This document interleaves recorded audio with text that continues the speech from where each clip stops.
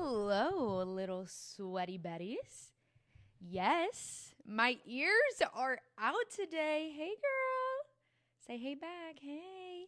Anyways, welcome back to another segment of decoding gym rat Brocab words, all right? This is part dos, where today we're moving away from the conventional colloquialisms that we see on social media, and we're entering into some more training specific words. So these are words that I actually would really love for my clients and for you to know if you're somebody who you want to fucking get jacked, you want to get swole, you want to train effectively. And yes, my Apple Watch is now on because we've entered a new season of life. We've entered shredding season. So I need to keep track of my steps. And you guys have never seen me wear an Apple Watch before. I feel like I'm really starting to get the groove of these videos. And like today, I don't know, I just have good vibes. Today I'm feeling good. So today's Brocab words, we have 21 of them. This is kind of an overview of the words that we will be going over today. Let's fucking jump right in. So 2 words in one, sets and reps. So sets and reps is how lifters kind of notate how much work they did in the gym. A set is basically a cluster of reps. So maybe you'll do 10 repetitions of squats. You'll take like a minute or 2 minute break, and then you'll move into your next set of 10 repetitions. And then a repetition is obviously just like one squat or like one bicep curl. That is one repetition of the movement. So examples of what sets times reps will look like is like the following notation: 3 sets of 10, 4 sets of 15, 5 sets of 5, 3 sets of 2. That's what sets and reps are.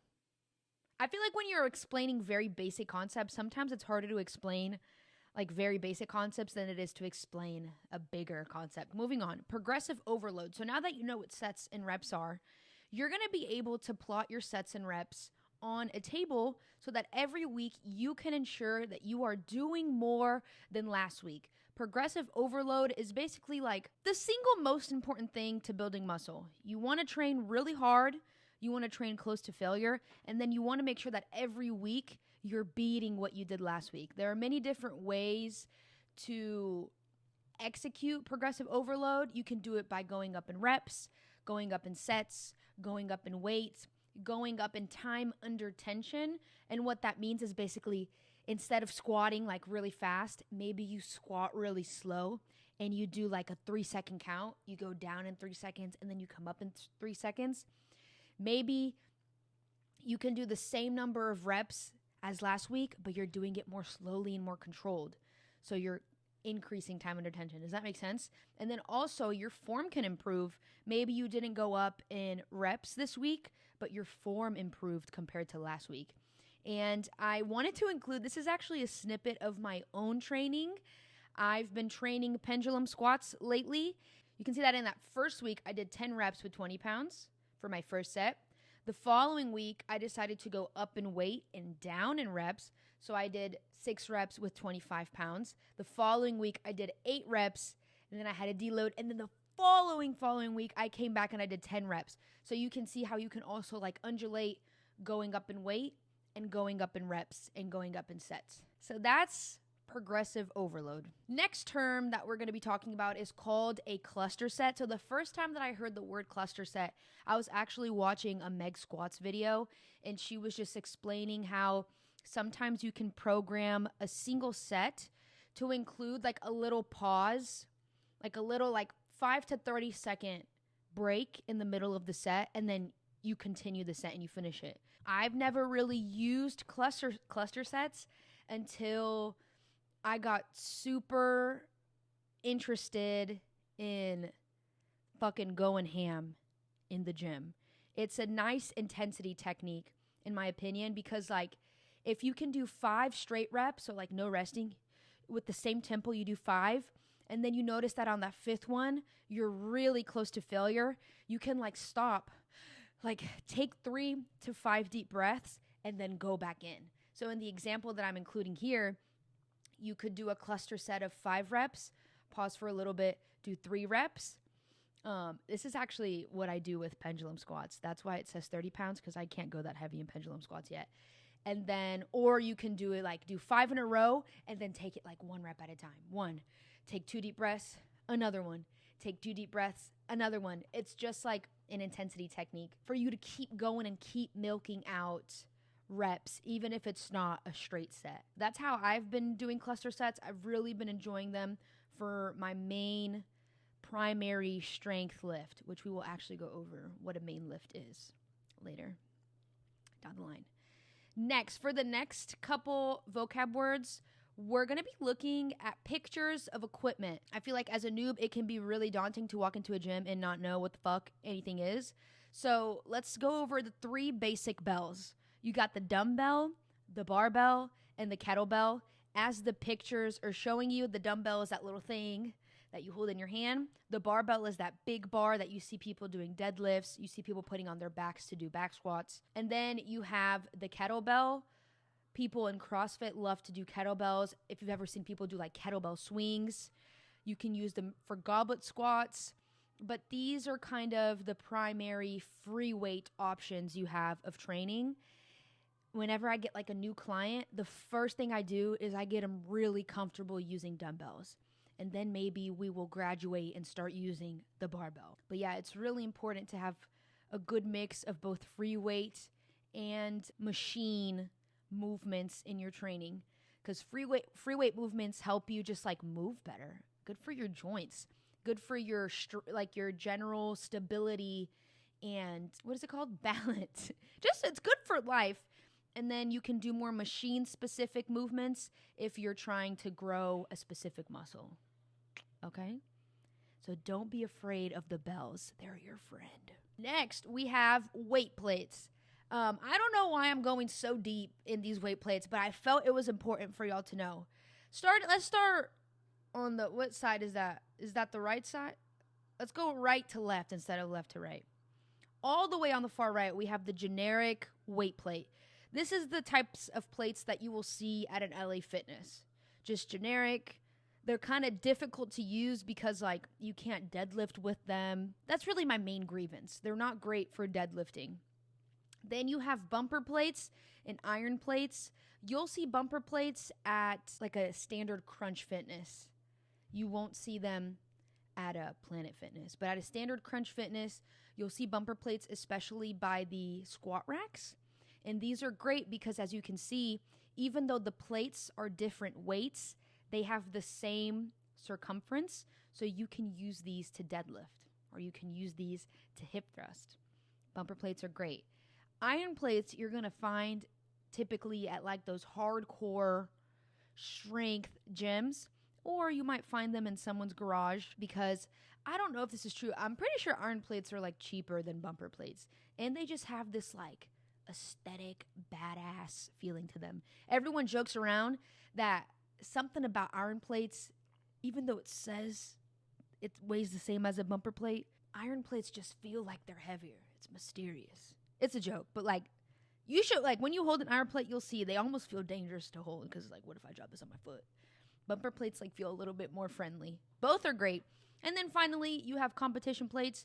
You'll see these at powerlifting competition, weightlifting competitions. And then again, if you go to like a badass, hardcore lifting gym, you will see competition plates. Competition plates are a lot thinner than bumper plates, but it's the same concept of like, they weigh different weights, but they're the same circumference, which again, like if you're at a powerlifting meet, you need that when you're deadlifting, or if you're at a weightlifting meet, you need that so you can throw that shit in the air. You need like the standard sizing. So those are weight plates. You'll see these on weight racks, or you'll see these on squat racks. These are also your friend. They go on barbells. Cool. Next, I really want to differentiate the difference between the Smith machine and the squat rack. The main difference being that the Smith machine is like a barbell, but it's fixed to the machines, okay? So At a squat rack, the barbell is a free weight. You can move the barbell freely. You can throw it around. You can do different stuff with it. Whereas the Smith machine, you don't have to worry about balance because the barbell is fixed to the sides of the poles of the machine. Okay? There's a lot of discourse on the internet because people are like, Smith machine sucks. Like, you need a squat rack. Like, you need the free weights, which there is some truth to that. I think it's important for people, if they've never squatted with the barbell before, to try maybe once to see what it's like. Or maybe if you're not a fan of squatting with the barbell, squatting with dumbbells, so you can have that foundational like core strength and stability that you need for life. But the Smith machine is cool because it has so many different applications. You can literally get a full body workout just by using a Smith machine. And because it's fixed, because it's not free weight and you don't have to worry about balance, you can focus more on hypertrophy. So people who use barbells, they're probably more focused on just raw strength, probably some hypertrophy too. And then people who use Smith machines, they might be preferring to use a Smith machine for a specific movement because they like the extra stability that it provides and they like that they get to feel the burn in whatever muscle they're targeting. So both the Smith machine and the squat rack, awesome machines. There's a time and place for both. You can find both at your local Crunch Fitness. You can find both at your local LA Fitness, or better yet, you can find them at your badass lifting gym. Next, cables/cable tower of sorts. You can most likely find both of these types of like cable machines at a conventional gym. If you have an apartment gym, you'll most likely see this one with the guy doing the thing because it's like a cheaper piece of equipment. And then the other one, you see how it's like big and you can do a bunch of stuff on it. You'll find that more so at a conventional gym. But this is where you go, like if your program says cable lat pull downs, cable seated rows, anything with a cable can be done on these machines. Again, you can also get a full body workout just by using these machines because you can use cable stuff for your upper body, your lower body. You can even use it for your core. So it's just good to know what these machines are so that when you walk into the gym, you don't feel like completely lost and scared. You can be familiar. It's like, okay, I know what that is. Like maybe next time I'll go and I'll see what the fuck is up, Kyle, you know? Next two words, we have mechanical failure and absolute failure. So you know how I always talk about training close to failure? So training to failure means that you can't produce another repetition. So like if you're doing shoulder press, this is what a failure rep would look like. You're trying, but you fail. You can't get it all the way up. That is training until failure. But there's two types of failures. There's mechanical failure, meaning that you cannot complete another rep with good form, right? And then there's absolute failure, meaning that you can't complete another rep at all, even with the most heinous form on the planet, okay? And if you've never seen good form versus bad form before, think about it this way. Like if you're doing bicep curls and you're going nice and slow and controlled, and then you're going, and then you fail, but your form was good. Whereas absolute failure is when you're like flinging the weight around like a crazy person and you're using your whole body to lift the weight. So it's like cheater reps. Here's the thing. There's a time and place for both. There's an application for both. But for a majority of the time, it is most likely best to train until mechanical failure. So train until you can't complete another good rep, because this really can decrease the risk for injury because you're doing it with good posture and in good body alignment. There's also going to be less systemic fatigue because you're not like flinging the weight around and using your whole body. You're using just the target muscle, and you'll probably get better gains because if you're doing a bicep curl with your whole body, but the point of the bicep curl is to grow the bicep, you're kind of like missing the point, right? What's the point of doing a bicep curl with your whole body if the whole point of the bicep curl is to target the bicep? Does that make sense? So most of the time, I try to stick to mechanical failure, but sometimes when I'm in the spirit and I'm feeling fucking crazy, I will train till absolute failure and I will flail my shit around if it means that I can get another rep. So feel free to use absolute failure. Just understand the risks that it comes with and most likely use it sparingly. Woo, that was long-winded. Next vocab word, range of motion. You might see people wearing t-shirts that are like full ROM, bro, or you might hear people saying full ROM. So range of motion is, I'm going to read it off the paper for this one. The extent or limit to which a part of the body can be moved around a joint or a fixed point. The totality of movement a joint is capable of doing. So, for example, look at those two squats that I labeled full range of motion compared to the half rep squat. The people who are squatting to full range of motion clearly are squatting deeper, and they are squatting in the more difficult part of the squat, okay? But notice how I included two examples of full range of motion, because what might look like full range of motion for one person might not be full range of motion for the other person, because everybody has different anatomy. We're all built differently. Some people are able, like, everyone even like squats different. Like if you look at these pictures, the woman has her toes closer together and pointed more forward, and the guy has his feet further apart and they're pointed more outward. This is because their like femurs and the way it connects into their hip socket is different. I squat more like the guy in the middle, and it's up for y'all to decide which squat position, like foot placement, helps you get the deeper squat. But in general, most people can squat to at least parallel, and that be their full range of motion. Basically, the point of understanding what full range of motion is that there are studies that have been done that show evidence that training through a full range of motion, each body part through a full range of motion, has shown to be better for building muscle and increasing strength. And that would make sense, right? Because if you're just squatting at the top half of the squat, that's like the easiest part of the squat. You can get so much more like muscle activation in the bottom half of the squat. There has also been more recently evidence to suggest that long lengthened partials are best for hypertrophy. And long length partials is basically if you were squatting, but you were just like pulsating at the bottom of the squat when your glutes and your quads are in the stretched position. Basically, what we found is that you want to spend the most time possible in the hardest part of the movement. So like spending time at the bottom of the squat is going to be way harder than spending time at the top of the squat. And you can do that for every other body part as well. You can practice full range of motion and you can practice long length partials. Long length partials is a little bit confusing to explain, especially if you're a beginner. Like this video is definitely driven towards beginners. So if all of that felt like a lot of mumbo jumbo, just tune it out for now and you can revisit it. Okay? But yeah, I want to see full range of motion in all of your exercises, bitch, because I want you to be swole because I care about you. Next, a plateau.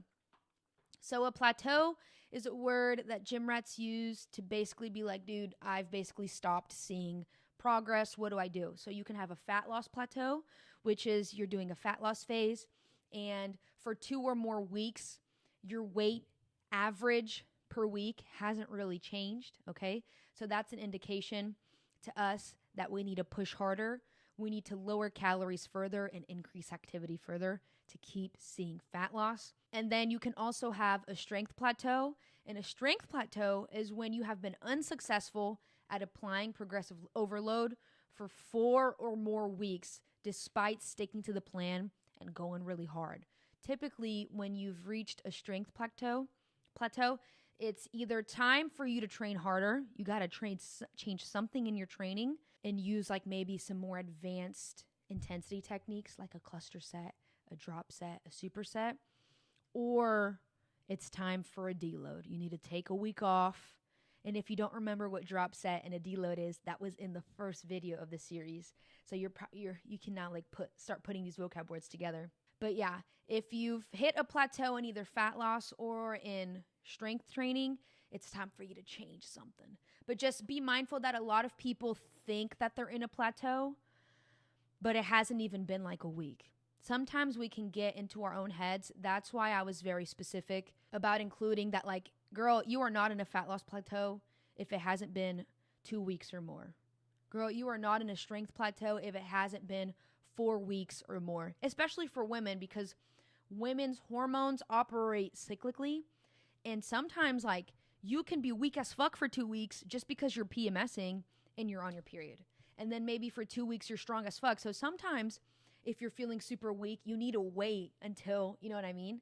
You're at a different part of your hormonal cycle to make sure that you are actually plateauing and you're not just feeling weaker because you're on your period. Next, we have the difference between a main lift versus accessories. So when I first started hearing, I feel like I need to scoot over. When I first started hearing the term main lift and accessory lifts, it was when I was hearing strong people who train for strength talk about their programming. So like you might see a power lifter, they have 1 to 2 main lifts. So the goal of powerlifting is to be strong in the squat, the bench, and the deadlift. So maybe they have a squat and bench day. Those are their main lifts.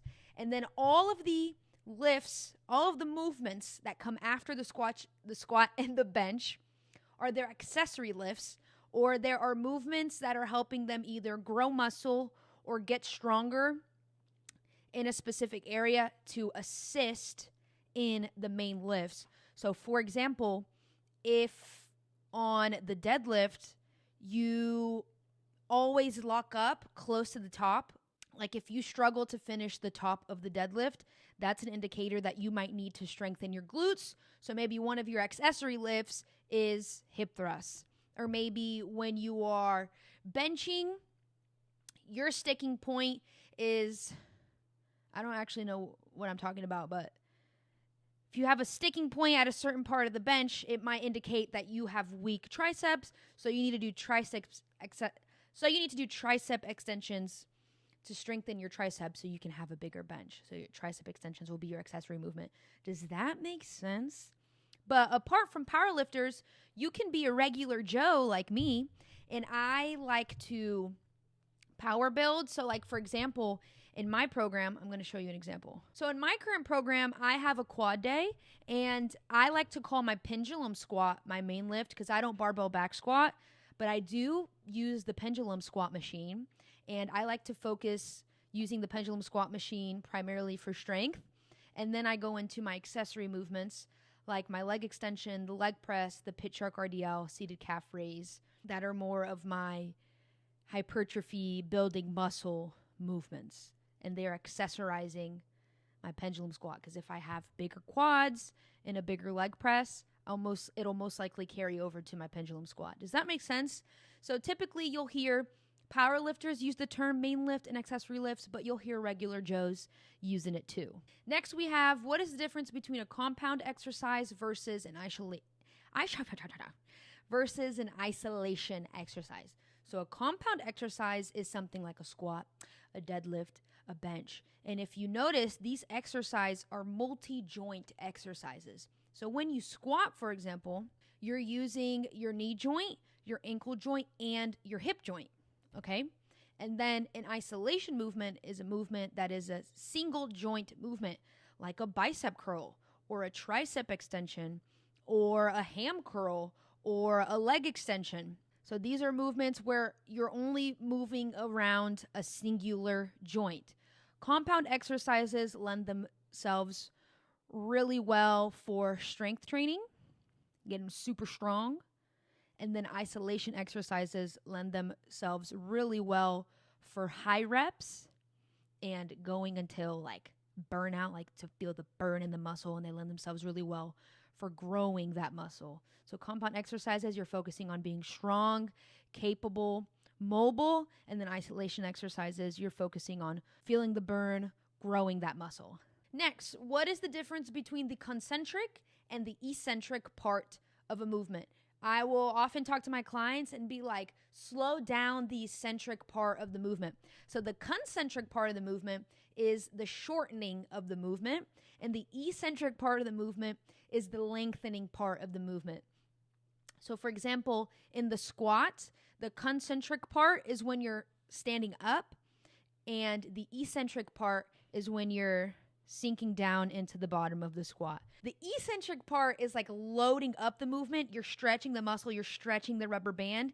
And then the concentric, you're letting go of that rubber band and shooting up with force. So here's a visual representation. The concentric is when you are curling the bicep. You see how that bicep muscle literally, physically, visually got shorter. And then the eccentric is the slowly stretching that bicep muscle. For example, the reason why it's important to know the difference is because, like I said, a lot of times I'll have to emphasize to a client, hey, slow down that eccentric portion, right? Because it's in that eccentric part of the movement where you are stretching and lengthening the muscle. Remember how I talked about long length partials and how they're important for growing muscle? So there's evidence to suggest that slowing down that stretch has a lot of muscle building potential, okay? So basically, go nice and slow, bitch. Whether you're going up or down, control every part of the movement. Go nice and slow for the best burn, the best muscle gains, the most stimulus. Last thing we will be discussing today is the difference between strength training and hypertrophy training. I kind of explained this a little bit in the last video, but let's have a dedicated slide for it. First of all, they're kind of inseparable, right? Like you can't really separate hypertrophy training from strength training, because if you're doing hypertrophy training correctly, hypertrophy training is training with your main goal to grow muscles. Hopefully you are going up in weight from week to week, going up in reps. So you are chasing gaining strength. But the difference is that, yes, you are chasing getting stronger, but the rep range is different. So for hypertrophy training, you're training in the 6 to 30 plus rep range. So anything above, like anything 6 reps and above is considered hypertrophy training. And anything 5 reps and below is considered strength training. So like I've talked about before, power lifters, when they're training their main lifts, their lifts might be 5 sets of 5, 3 sets of 2, 4 sets of 4. So they're operating in that strength rep range because they're focusing less on trying to stimulate muscle growth, and they're focusing more on improving muscle fiber recruitment. So if you can practice the same movement over and over and over again, you are strengthening those neuromuscular pathways in the body. The way that I like to explain it is, have you ever seen a baby learn how to walk? When they first start walking, right, they look like a little wobbly noodle. It's because their mind is still learning that neuromuscular pathway. It's still practicing it. The more that they practice walking, the more efficient they get at walking, because your brain is making those connections more quickly. So that's kind of what you are trying to improve when you are training for strength. When you are training like a power lifter, you're not necessarily getting overall stronger, but a good portion of that type of training is just getting more efficient with the strength that you already have and strengthening those neuromuscular pathways. Does that make sense? So a lot of power lifters will have off seasons or like volume blocks where they're just focusing on hypertrophy training. They're focusing on growing muscle and getting stronger that way. And then they'll transition back into a strength block where they're focusing on learning how to recruit the muscle fibers that they just spent like 12 weeks or so building. I am not a power lifter and I'm not fully like a bodybuilder. I like to dabble in both arenas. Like I said, on my leg days, I'll have a main lift. Even though it's not a barbell back squat, it is a squatting variation. And then all of my other lifts tend to be in the higher rep range. So my squat is in the lower rep range. All of my other lifts are in the high rep range. And I find that most lifestyle lifters love a mixture of both strength training, practicing feeling really strong, practicing moving big weight because it fucking feels badass. And then also it feels good to get a nice juicy pump and just like do leg extensions until you fucking die. So that's the difference between the two. But it doesn't necessarily mean that if you're training for strength, you're not building muscle. And it doesn't necessarily mean that if you're training to build muscle, you're not getting stronger. They work hand in hand. Okay? So if you're a lifestyle lifter and you don't necessarily want to be the strongest person in the world, and you don't necessarily want to be the most jacked person in the world, and you kind of want to make sure you have all your bases covered, it's nice to do a little bit of strength training. In the low rep range, it's nice to do a little bit in the mid rep range, and it's nice to do in the like 20 plus rep range, the high rep range. So you're making sure that you're checking all your boxes, crossing all your T's, dotting all your I's. And those are all of the words that I have for today. Let me know if this is overwhelming as fuck or if this is helpful. I honestly can't tell yet. I'll be back not this week, but 2 weeks from now with the next segment of the gym Brocab series. But for now, I bid you farewell. If you liked this video, please give it a thumbs up. Subscribe if you want to. Share this video with a friend who you think might benefit from it. And last but not least, click the little dumbbell ding, ding, ding button. Dumbbell? Click the little bell button so you can get notified every time I post, because I got more educational and also entertaining content coming your way. See you guys next time.